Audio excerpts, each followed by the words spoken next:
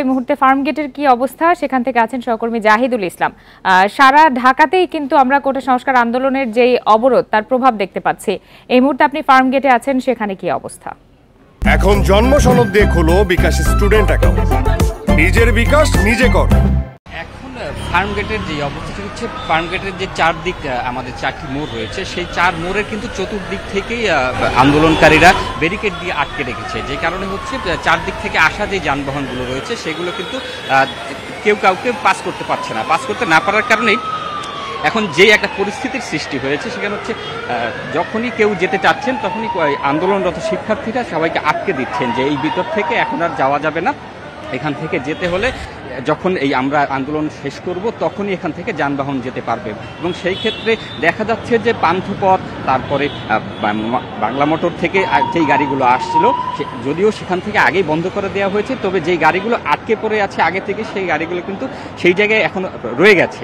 যে কারণে মানুষ সবাই এখান থেকে কিন্তু কেউই গাড়িতে চলাচল করতে পারছে না, সবাই পায়ে হেঁটে যাচ্ছেন। সাধারণ যে যাত্রীরা রাস্তায় চলাচল করছেন, এই ভোগান্তির ভিতরে তারা পড়ছেন, তারা বিভিন্নভাবে হয়তোবা দোষারোপও করছেন যারা আন্দোলন করছেন তাদেরকে, কিন্তু স্বভাবতভাবেই আবার আন্দোলনকারীরাও কিন্তু বলছেন যে মানুষের যেই কষ্ট হচ্ছে সেটা তাদেরও কষ্ট দিচ্ছে।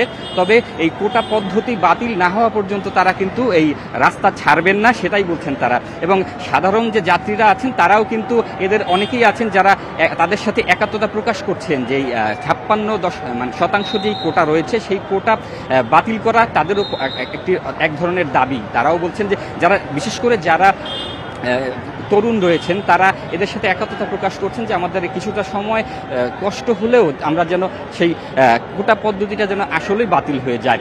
তবে কোটা নিয়ে যারা এই আন্দোলনে রয়েছেন তারা বিজয় সরণি থেকে সর্বপ্রথম আমরা যখন আসছিলাম, বিজয় সরণির দিক থেকে সমগ্র রাস্তা ফাঁকা থাকার কারণটাই হচ্ছে যে তারা চারটি যে মোড় রয়েছে, চার মোড়ে সবগুলোই ব্যারিকেড দিয়ে আটকে দিয়েছে। এখানে প্রশাসনিক অনেক কর্মকর্তারা রয়েছেন, পুলিশ রয়েছে, কিন্তু তারাও হচ্ছে নিজেদের দায়িত্ব পালন করছেন, কিন্তু স্টুডেন্টদের যেই আন্দোলন সেই আন্দোলনে তারা আসলে বাধা দিচ্ছেন না।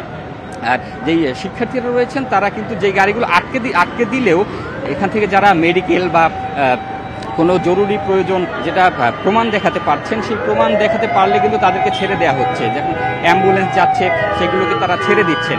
এবং স্বভাবতভাবেই তাদের এই আন্দোলনের যেই পরিধিটা সেটা দিন দিন তারা আরও বৃদ্ধি করবেন, এমনটাই বলছে যে এই আন্দোলন আরও দিন দিন বাড়বে। যদি তাদেরকে এই কোটা সিস্টেমটা বন্ধ করা না হয় সেক্ষেত্রে তারা এই আন্দোলন আরও জোরালো করবেন। এবং সাধারণ মানুষের যেই ভোগান্তি আপনারা নিশ্চয়ই দেখতে পাচ্ছেন যে সাধারণ মানুষ কি পরিমাণ একটা ঢল রাস্তার দুদিক থেকে চলে যাচ্ছে। গাড়ি না থাকার কারণে কেউ অনেক যাত্রাবাড়ির উদ্দেশ্যে যাবেন, কেউ গাজীপুরের উদ্দেশ্যে যাবেন, কিন্তু তারা কিন্তু আসলে সেই জায়গাটি ছাড়তে পারছেন না।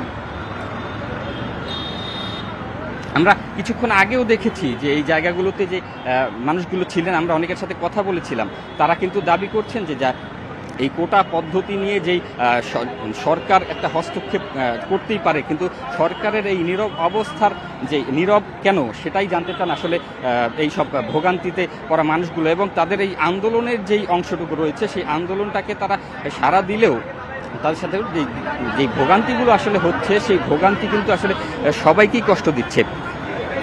আমরা এতক্ষণ দেখাচ্ছিলাম যে ফার্মগেট যে সিনেমা হলটা রয়েছে সেই সিনেমা হল থেকে একদম পান্থপথের শেষ যেই মাথা গ্রিন রোড থেকে সেই এলাকাটি কিন্তু সম্পূর্ণ বন্ধ অবস্থায় রয়েছে এবং এখানে কিন্তু হাজার হাজার গাড়ি আটকে পড়েছে। যেই আটকে পড়া গাড়িগুলোর কারণে কিন্তু মানুষের যেই ভোগান্তি রয়েছেন, এখানে যারা বিভিন্নভাবে সিএনজি বা নিজস্ব গাড়িতে করে যারা গন্তব্যে যাচ্ছিলেন বা অফিসের দিকে যাচ্ছিলেন বা নিজের কোনো প্রয়োজন মেটানোর উদ্দেশ্যে এসে যাচ্ছিলেন, তারা কিন্তু সম্পূর্ণ এখানে আটকে আছেন প্রায় 3-4 ঘন্টা ধরে।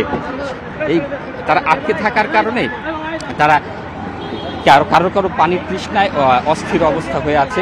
কেউ নিজেদের পরিবারের বিভিন্ন জনকে, অসুস্থ মানুষদেরকে নিয়ে যারা যাচ্ছিলেন, যদিও কোটা নিয়ে যারা আন্দোলন করছেন তারা অ্যাম্বুলেন্স বা যারা মেডিকেলি কোনো সমস্যা রয়েছে তাদেরকে পার করে দিচ্ছেন, কিন্তু তারপরও যারা কিছুটা দূরে রয়েছেন, যে কথা বলতে পারছেন না এসে, তাদেরকে কিন্তু তারা কিন্তু সেই সমস্যাটা নিয়ে নিজেদের জায়গায় অবস্থান করছেন।